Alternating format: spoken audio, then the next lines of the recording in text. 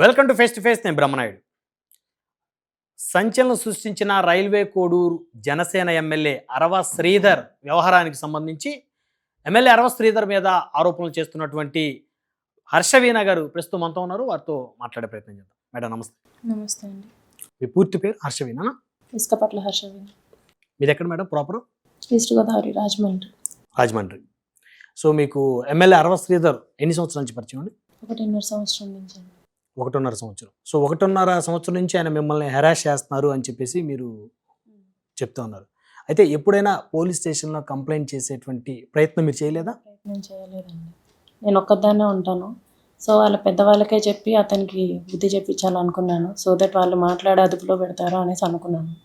కానీ వాళ్ళ ప్రయత్నం ఏం చేయకపోయేసరికి నేను ఇలా మీడియా ముందుకు వచ్చాను. మీరు ఎప్పుడైనా అరవ శ్రీధర్ వాళ్ళ పేరెంట్స్ని కలిసారా? ఫోన్లో మాట్లాడడం జరిగింది, డైరెక్ట్గా ఎప్పుడు కలవలేదు. ఎన్నిసార్లు మాట్లాడి ఉంటారు? చాలాసార్లు మాట్లాడానండి. ఈ విషయం మీద మీ కొడుకు ఇలా చేస్తున్నాడు, వదిలేయమని చెప్పండి, మీరైనా చెప్పండి అని చెప్పేసి వాళ్ళ మదర్కి వాళ్ళ ఫాదర్కి మెసేజ్ చేయడం జరిగింది, వాయిస్ మెసేజెస్ చేయడం జరిగింది, కాల్స్ మాట్లాడడం జరిగింది.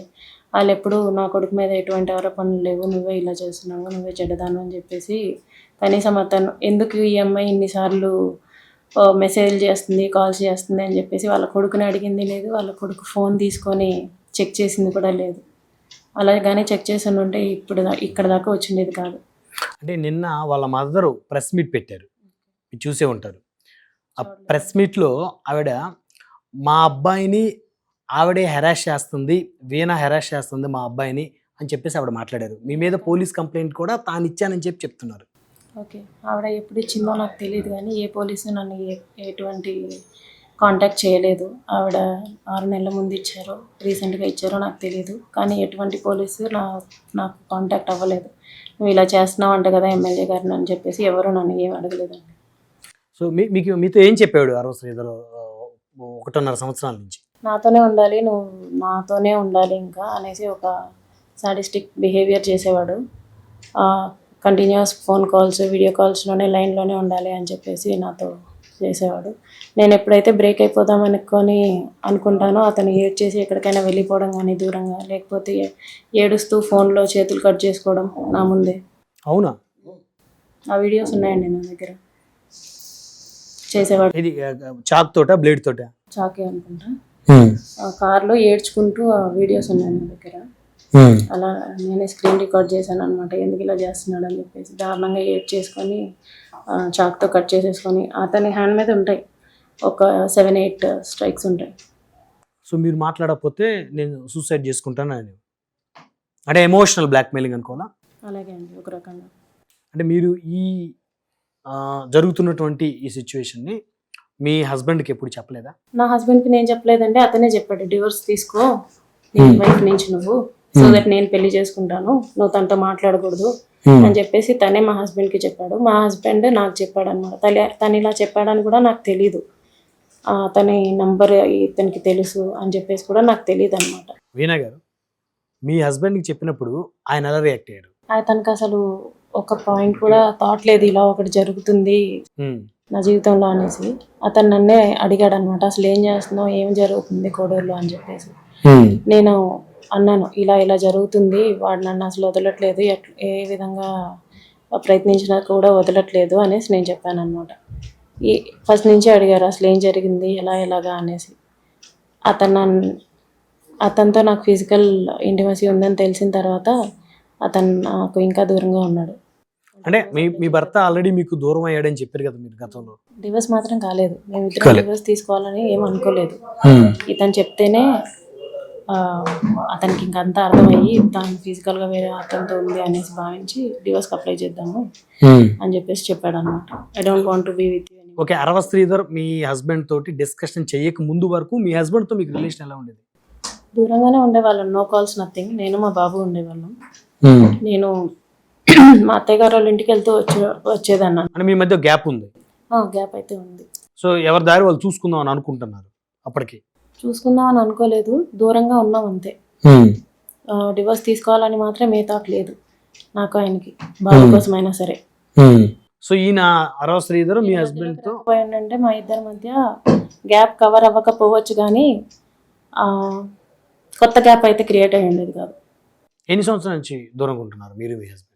నాకు పెళ్ళి 5 years అవుతుంది. 3 years నుంచి దూరం ఉన్నాను. 3 years నుంచి దూరంగా ఉంటున్నారు.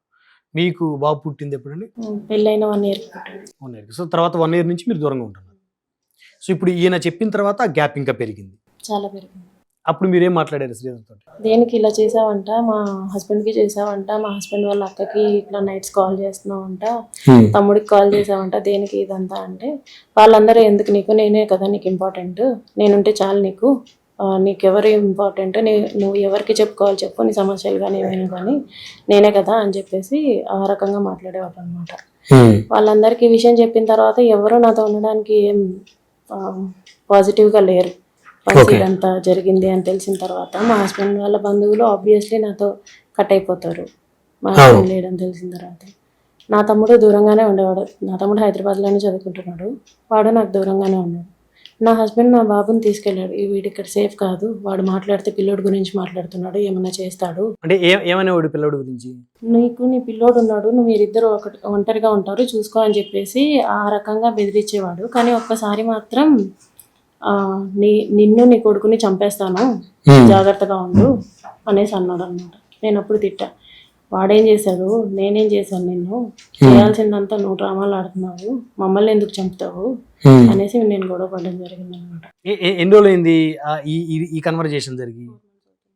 మరి అప్పుడు మీరు లోకల్ పోలీస్ స్టేషన్లో మరి కంప్లైంట్ చేసి ఉండాల్సింది కదా? లేదు, కంప్లైంట్ చేయలేదు. కాకపోతే నేను ఒక్కదాన్నే అయిపోయాను. ఈలోగా నా మీద ఎంక్వైరీస్ వేయించారు ఆఫీస్లో.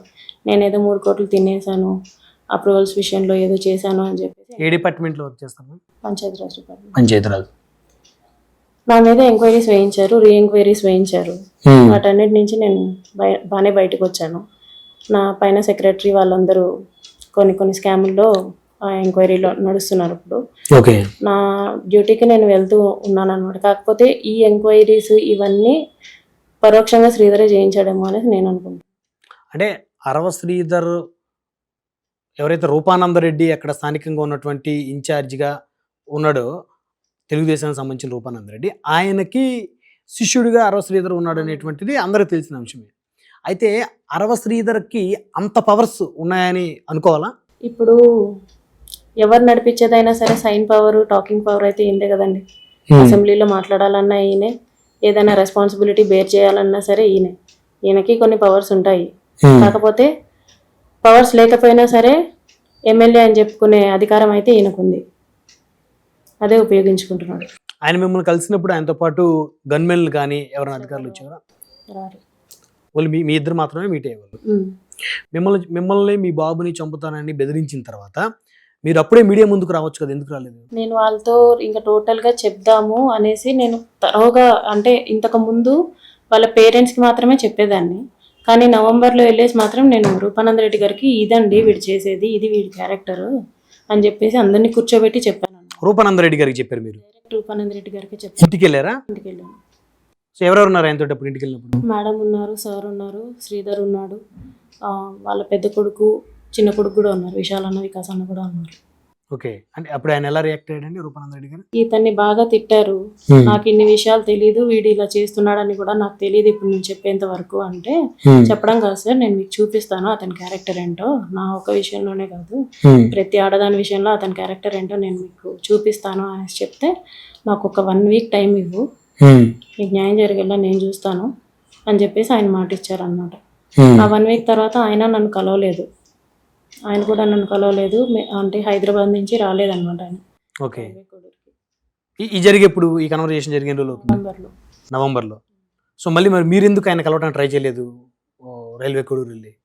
ఇతను వద్దన్నాడు, నేను నీతో బాగానే ఉంటాను, ఓకే, సో పెళ్లి చేసుకుంటాను ఖచ్చితంగా, నేను ఇంట్లో మాట్లాడతాను అనేసి అనేవాడు అనమాట. మాట్లాడతాను కాదు, మాట్లాడిన తర్వాత వాళ్ళు ఒప్పుకుంటే నువ్వు నాతో మాట్లాడు, లేకపోతే మాట్లాడడం మానేసి అనేసి నేను చెప్పేదాన్ని అనమాట. నువ్వు ఉండగలవా నేను లేకుండా, నేనైతే ఉండలేను అనేసి ఈ టైప్ ఆఫ్ మెలో డ్రామాలు స్టార్ట్ చేసేవాడు అనమాట. సో ఇంకా నాతో అయితే నేను ఒక్కదానే ఆఫీస్కి వెళ్ళటం, నేను ఒక్కదానే ఆఫీస్ నుంచి రావటం, నా పనులు నేను చూసుకుంటాను. కోడూరు టౌన్లోనా మీరు చేసేది వర్క్? కోడూరు టౌన్లోనే. ఓకే. నేను ఒక్కదానే అయిపోయానండి. January 7th వచ్చేసి మార్నింగ్ నాకైతే ఇష్టం లేదు నేను పెళ్లి చేసుకోవడం, అని మీరు ఆయన చెప్పాడా? అని చెప్పాడు. నాకైతే ఇష్టం లేదు నేను పెళ్లి చేసుకోవడం అంటే, సడన్గా ఏంటి ఇన్ని రోజులు లేనిది సడన్గా ఎందుకు అంటున్నావు పెళ్లి చేసుకోను అనేసి అంటే, లేదు నాకు సెకండ్ ఆప్షన్ చెప్పు అనేసి అన్నాడు అనమాట. సెకండ్ ఆప్షన్ చెప్పే దాంట్లో కనిపిస్తున్నానా? పెళ్ళి అంటేనే ఉన్నాను, నువ్వు ఎంత చేసినా కూడా, ఎన్ని నాటకాలు ఆడినా కూడా పెళ్ళి అంటేనే ఉన్నాను, లేకపోతే నువ్వు అందరినీ దూరం చేసేసినా కూడా ఇలా కామ్గా ఉండేదాన్ని కాదు. మీ సార్ వాళ్ళకి చెప్పింది కూడా అదే. మీ సార్ ఏమని చెప్పాడు నీకు, నేను తిట్టి నాకు న్యాయం చేస్తానని చెప్పాడు కదా, ఇప్పుడు ఎలాగ నువ్వు పెళ్లి చేసుకుని అది ఇది అనేసి అంటున్నావు అనేసి నేను తిరగబడి మాట్లాడాను అన్నమాట. నువ్వేం చేసుకుంటావో చేసుకో, నువ్వేం చేస్తావో నేను చూస్తాను, నేనేం చేయాలో కూడా నేను చూస్తాను అని చెప్పేసి పెట్టేశారు. స్విచ్ ఆఫ్ ఆ డే నుంచి ఎమ్మెల్యే 2 ఫోన్లు స్విచ్ ఆఫ్ అనమాట. నంబర్ మార్చారా? నెంబర్ మార్చారో మరి తెలీదు. అసలు అప్పటి నుంచి కాంటాక్ట్ ఇంకా మీరు కాంటాక్ట్ చేయలేదు ఆయన ఇంకా తర్వాత? కాంటాక్ట్ చేయడానికి కూడా అతని దగ్గర నంబర్స్ లేవు. నేను అతని మదర్కి, ఫాదర్కి, సార్కి, మేడంకి అందరికీ ఫోన్లు చేసేసాను. అందరినీ డైరెక్ట్గా కలవాలని చెప్పేసి 7 to 8 times వాళ్ళ ఇంటికి వెళ్ళాను. ఎవ్వరు నన్ను కలవడానికి అసలు ఇంట్లోకి రానివ్వలేదా? రాలేదు, అసలు రాలేదు. నన్ను బయట ఆఫీస్ రూమ్లో కూర్చోబెట్టారు. వాళ్ళ పనులు వాళ్ళు చూసుకుంటూ ఉన్నారనమాట. మీ వైపు చూడలేదు అసలు? కనీసం అసలు నేను ఉన్నాను అనేసి వాళ్ళకి తెలుసు. ఇక వీళ్ళందరూ వెళ్ళి మీరు వచ్చారని చెప్పారు. ఒక అమ్మాయి ఆఫీస్ రూమ్ లో ఉంది, ఎప్పటి నుంచో వెయిట్ చేస్తుంది అంటే వెళ్ళి చెప్తారు కదా. They are not even willing to meet me అనమాట ఎట్ దట్ టైం. ఫైనల్లీ మా మావయ్య వచ్చారు. మా మావయ్యతో కలిసి నేను రూపానంద్ రెడ్డి గారిని కలవడానికి వెళ్ళాను. మీ మావయ్య అంటే మేనమామ? మేనమామ టైపే, కాకపోతే మేనమామ కాదు. మేము వాళ్ళ ఇంట్లోనే పెరిగామన్నమాట. ఓకే, రిలేటివ్ కనిల్లు. ఓకే. సో ఆయన వచ్చి రూపానంద్ రెడ్డి గారితో మాట్లాడతాను, ఏంటిది వీడు చేసినవన్నీ మాట్లాడతాను కూర్చొని అని చెప్పేసి ఆయన హైదరాబాద్ నుంచి వచ్చారు. ఆయన్ని నన్ను కూడా 3 hours కూర్చోబెట్టారు. మేము వచ్చామని తెలిసినా కూడా చాలా సార్లు వెళ్ళి చెప్పించామన్నమాట. లోపల సార్ ఉన్నారు, శ్రీధర్ ఉన్నారని కూడా గవర్నమెంట్ వాళ్ళు చెప్పారు. అయినా కలవలేదు మమ్మల్ని. సో మీరు జనవరి 6వ తారీఖున మీకు డిస్కషన్ జరిగింది. శ్రీధర్కి మీకు లాస్ట్ డిస్కషన్. అప్పటికి మీరు బలంగా ఆయన్ని పెళ్లి చేసుకోవాలి అని చెప్పేసి మీరు గొడవ పడ్డారు ఆయన తోటి. ఎందుకు పెళ్లి చేసుకొని అంటున్నావు, మరి ఇన్ని రోజుల నుంచి నువ్వెందుకు, నీకు పెళ్లి చేసుకునే ఉద్దేశం లేకపోతే నువ్వు మా ఫ్యామిలీతో మాట్లాడాల్సిన అవసరం నీకు లేదు. మీ ఫ్యామిలీతో నువ్వు ఎందుకు మాట్లాడావు మా ఫ్యామిలీతో? ఏదైనా సరే నాతో వదిలిచ్చేసుకోవచ్చు కదా, నేను రెడీగానే ఉన్నాను కదా. అయితే వీణా గారు నేనేమంటానంటే, మీరు ఆయన పెళ్లి చేసుకోవాలనే డిస్కషన్ జనవరి 6 జరిగింది. సో మీరు బలంగా అడుగుతూ ఉన్నారు, ఆయన మిమ్మల్ని అవాయిడ్ చేస్తా ఉన్నారు. మరి మీరు ముందు చేసుకున్నటువంటి మ్యారేజ్కి డైవర్స్ తీసుకోకుండా పెళ్లి ఎలా చేసుకోవాలనుకున్నారు? నేను డివోర్స్ తీసుకుని పెళ్లి చేసుకుందాం అనుకున్నాను. ఆయన ఓకే అంటే డైవర్స్ అప్లై చేసి, అంటే టైం పడుతుంది కదా కోర్టులో. టైం పడుతుంది, హరి ఏముంది అని చెప్పేసి ఫస్ట్ ఇతను అనేవాడు ఇంత చేసిన తర్వాత పెళ్లి చేసుకోవాలి కదా. పెళ్లి అంటే అది ఎప్పుడైనా చేసుకోవచ్చు. ముందు అతను విల్లింగా ఎందుకు లేడు? అతను విల్లింగా లేకపోతే మా వాళ్ళతో ఎందుకు మాట్లాడటం? ఇంత డ్రామా ఎందుకు ప్లే చేయడం? ఇంత సోద అవసరం లేదు కదా నాతో. నేను కాకపోతే అతని సెక్షువల్ నీడ్స్ తీర్చడానికి చాలా మంది అమ్మాయిలే ఉంటారు, లేకపోతే డబ్బులు ఇస్తే 100 మంది అమ్మాయిలు ఉంటారు. నేనెందుకండి, నన్నే ఎందుకు టార్గెట్ చేయడం? సో ఇప్పుడు మీ ప్రధానమైనటువంటి డిమాండ్ ఏంటి? అతను పనిష్ అవ్వాలండి. అతను వెనక్కి వచ్చినా సరే నాకు అవసరం లేదు. ఈ కాన్సిక్వెన్సెస్ అన్ని ఎదుర్కోలేక అతను నాకు వెనక్కి వచ్చినా సరే నాకు అవసరం లేదు. ఇప్పుడు మీరు చేసిన దానికైతే పనిష్ అవ్వాలి. అయితే వీణా గారు, మీ మీద స్థానికంగా రైల్వే కోడూరులో ఉన్నటువంటి జనసేన నేతలు చేస్తున్న ఆరోపణలు, మీ మీద ఆల్రెడీ 2 FIRలు ఉన్నాయని, తిరుపతిలో గతంలో మీరు ఉండేటప్పుడు అక్కడ ఇల్లు అద్దెకు తీసుకొని. తిరుపతిలో ఉండలేదు. ఓకే. నేను ఫస్ట్ నుంచి రైల్వే కోడూరులోనే ఉన్నాను, అది కూడా ఒకటే ఇంట్లో ఉన్నాను. ఓకే. నాకు తిరుపతిలో ఇల్లు లేదు, రెంట్కి కూడా హౌస్ లేదు. మీరు ఒక జర్నలిస్ట్ని కొడుతున్నటువంటి వీడియో ఒకటి సోషల్ మీడియాలో సర్క్యులేట్ అవుతుంది, తెలుసా మీకు? అంటే మీరు ఎందుకు అంత హార్ష్గా బిహేవ్ చేశారు ఆయన మీద? ఎందుకంటే అతను నా ప్రమేయం లేకుండా, ఏ కంప్లైంట్ లేకుండా నాది శ్రీధర్ది ఏ ఫోటో రిలీజ్ చేశాను. ఏ ఫోటో రిలీజ్ చేశారు. అతనికి రూపానంద్ రెడ్డి గారికి పాత పగలు ఏవో ఉన్నాయి, పాత మిస్కమ్యూనికేషన్స్ ఏవో ఉన్నాయన్నమాట. అది మాకు ముందు నుంచి తెలుసు. పేపర్లో వేస్తుంటే నేను చాలాసార్లు వార్న్ చేశాను, ఇది పద్ధతి కాదు, మీకు రూపానంద్ రెడ్డికి ఏమన్నా ఉంటే మీరు తెలుసుకోండి, నా మీదకి శ్రీధర్ మీదకి రాకండి. అంటే అప్పుడు మీరు బాగున్నారు, శ్రీధర్ మీరు కమ్యూనికేషన్ బాగుంది మీ మధ్య, అండర్స్టాండింగ్. కమ్యూనికేషన్ బాగోకపోయినా నేనైతే బయటపడాలనుకోలేదు. ఆ రోజున్న పరిస్థితిని బట్టి నేనైతే బయటపడాలి, నేను ఇట్లా అందరి నోర్లలో నానాలి అనేసి అయితే నేను అనుకోలేదు. నేను అతన్ని వార్న్ చేశాను, మీకు ఆయనకి ఏదైనా ఉంటే మీరు చూసుకోండి, నా ఫొటోస్ నా ప్రస్తావన అయితే తీసుకొని రాకండి అనేసి 3 times వార్న్ చేశాను. అతను కంటిన్యూస్గా బులెటిన్ న్యూస్ అని చెప్పేసి ఏంటంటో రిలీజ్ చేశాను నా మీద. అప్పుడు నేను వార్న్ చేశాను అనమాట. ఎస్పీ గారికి కూడా కంప్లైంట్ ఇచ్చాను ఇతని మీద. ఇప్పుడు కాదు, 5 months అవుతుంది ఇచ్చి కంప్లైంట్. ఇతని మీద ఎటువంటి యాక్షన్ తీసుకోలేదు. ఇతని మీద ఇంకొక సైబర్ సెల్ కూడా ఉంది. అతను జర్నలిస్ట్ అనడానికి అతని దగ్గర లైసెన్స్ కూడా లేదు. మేమైతే యూట్యూబర్ అంటాం అతన్ని. Okay. So all of sudden గా వితౌట్ ఎనీ కంప్లైంట్, అటు మా హస్బెండ్ నుంచి కంప్లైంట్ లేదు, వీళ్ళిద్దరి వల్ల నాకు బాగాలేదని చెప్పేసి నా దగ్గర నుంచి కంప్లైంట్ లేదు, శ్రీధర్ దగ్గర నుంచి కంప్లైంట్ లేదు. అలాంటప్పుడు నువ్వు ఎలా చేస్తావు అనేసి మేము అనుకున్నాము. కానీ కొట్టమని చెప్పింది అయితే శ్రీధరే. ఓకే. నేనైతే ఏం చేయలేను అన్ని ఆయన ఇంటికి పిలిపించుకొట్టు అనేసి అన్నాడు అనమాట. మీరు 25 కోట్ల రూపాయలు డబ్బులు డిమాండ్ చేశారని చెప్పేసి కూడా రైల్వే కోడూరులో ఉన్నటువంటి జనసేన నాయకులు మీ మీద ఆరోపణలు చేస్తున్నారు. నేనైతే డబ్బులు డిమాండ్ చేసి ఉండేదాన్ని. అయితే నాకు ప్రెగ్నెన్సీ వచ్చినప్పుడే ఆ ప్రెగ్నెన్సీని అడ్డు పెట్టుకుని డిమాండ్ చేసి ఉండేదాన్ని. అండ్ అతన్ని డబ్బులు ఇవ్వలేడు. నాకు అతని నుంచి ఒక టీటీడీ లెటర్ కూడా నేను అడగలేదు. ఇప్పటిదాకా ఒక ఫేవర్ కూడా అడగలేదు అనమాట నేను. కాబట్టి నేను అడగలేదండి. ఏదో మార్నింగ్ ఏదో వాయిస్ వినిపించారు, నేనైతే చాలా కన్ఫ్యూజ్ అయ్యాను. అది లిటరల్లీ నా వాయిస్ లాగే ఉంది. కానీ నేను ఎప్పుడూ అలా డిమాండ్ చేయలేదు అతని డబ్బులు కానీ ఏమే కానీ. సో అంటే ఇప్పుడు పరిస్థితి ఇక్కడ దాకా వచ్చింది కాబట్టి ఒకవేళ ఇప్పుడు పార్టీ కూడా జనసేన పార్టీ విచారణకు ఆదేశించింది. ఆ విచారణలో ఆ వీడియోలు ఏదైతే రిలీజ్ అయినా ఆ వీడియోలు ఒరిజినల్ అని తేలి అతను తప్పు చేశాడని కనుక పార్టీకి నివేదిక కనుక అందితే ఆయన మీద వెయిట్ పడేటువంటి అవకాశం కూడా కనపడుతుంది. అయితే ఆయన తప్పు చేశాడని తేలిన తర్వాత అరవ శ్రీధర్ మిమ్మల్ని పెళ్లి చేసుకుంటానని చెప్పేసి మీకు మళ్ళీ ప్రపోజల్ పెడితే మీరు యాక్సెప్ట్ చేస్తారా, రిజెక్ట్ చేస్తారా? ఓకే. నేను ఇంకా యాక్సెప్ట్ చేయను అలాంటి మనిషిని. నేను ఇంకా యాక్సెప్ట్ చేయను. ఇప్పటికే చాలా చూశాను. నేను ఇంకా యాక్సెప్ట్ చేయను. అతను పనిష్ అవ్వాలి నాకు చేసిన దానికి.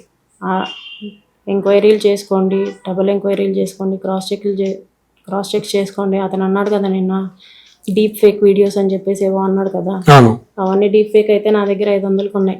500 వీడియోలు ఉన్నాయి మీ దగ్గర? అవన్నీ డీప్ ఫేకేనా? అవన్నీ డీప్ ఫేక్ లా కనిపిస్తాయా? చాట్ అవన్నీ కూడా ఉన్నాయన్నమాట. నన్ను ఫోర్స్ చేసి వీడియో కాల్స్లో, ఒక పక్కన వీడియో కాల్స్ నడుస్తూ ఉంటే కింద చాట్లో డ్రెస్ తీయి అనేసి ఫోర్స్ చేస్తూ ఉంటాడనమాట. నేను మొత్తానికి డ్రెస్ తీయను, తీయి అని ఫోర్స్ చేస్తూనే ఉంటాడనమాట. అలాంటి వీడియోస్ బోల్డ్ అన్నీ ఉన్నాయి. అంటే ఆయన ఫోర్స్ చేసినప్పటికీ మీరు రిస్ట్రిక్ట్ చేయాల్సింది కదా? నేను రిస్ట్రిక్ట్ కాదు, నేనైతే మొత్తానికి ఒప్పుకోను. అతని సడిగా ఎలా ఉండేదంటే పడుకునేటప్పుడు కూడా లైన్లోనే ఉండాలి, అలా ఫోన్ స్విచ్ ఆఫ్ అయిపోయేంత వరకు లైన్లోనే ఉండాలి అని చెప్పేసి ఈ టైప్ ఆఫ్ డామినేషన్స్ ఉంటాయి నా మీద. సో ఇప్పుడు ఫైనల్గా అంటే ఏ విధంగా అతనికి పనిష్మెంట్ అవ్వాలి అని మీరు కోరుకుంటున్నారు? గవర్నమెంటే చెప్పాలండి అది. అతను చేసిన ఈ 1.5 yearలో అతను చేసిన దానికి అతను ఏ శిక్షకు అర్హుడో గవర్నమెంటే తేల్చి చెప్పాలి, ప్రాపర్ ఎంక్వైరీ వేసి. సో ఇంకా మీరు ఏమైనా ఎక్స్పెక్ట్ చేస్తున్నారా? ఓన్లీ అతనికి శిక్ష పడాలని అనుకుంటున్నారు? నాకు సింగిల్ రూపీ వద్దు, అతను మళ్ళీ వచ్చినా సరే నాకు అతను వద్దు. అతనికైతే నాకు చేసిన దానికి పనిష్మెంట్ జరగాలంతే. ఇప్పుడు నిన్నటి నుంచి ఈ వ్యవహారం పెద్ద ఎత్తున చర్చకి దారితీసిన తరుణంలో మిమ్మల్ని ఎవరన్నా కూటమి పార్టీకి సంబంధించిన నేతలు ఎవరైనా అప్రోచ్ అయ్యారా? అప్రోచ్ అవ్వలేదండి. ఓకే. సో నెక్స్ట్ ఇంకా న్యాయ పోరాటం ఏం చేయబోతున్నారు? మీకు అండగా ఎవరున్నారు? మా లాయర్ గారు ఉన్నారు. 3 days ముందు వాళ్ళ టీంని కలిసాను అనమాట. ఓకే. ఆయన అవైలబుల్లో లేకపోతే నాతో ఫోన్ కాంటాక్ట్లో ఉన్నారు.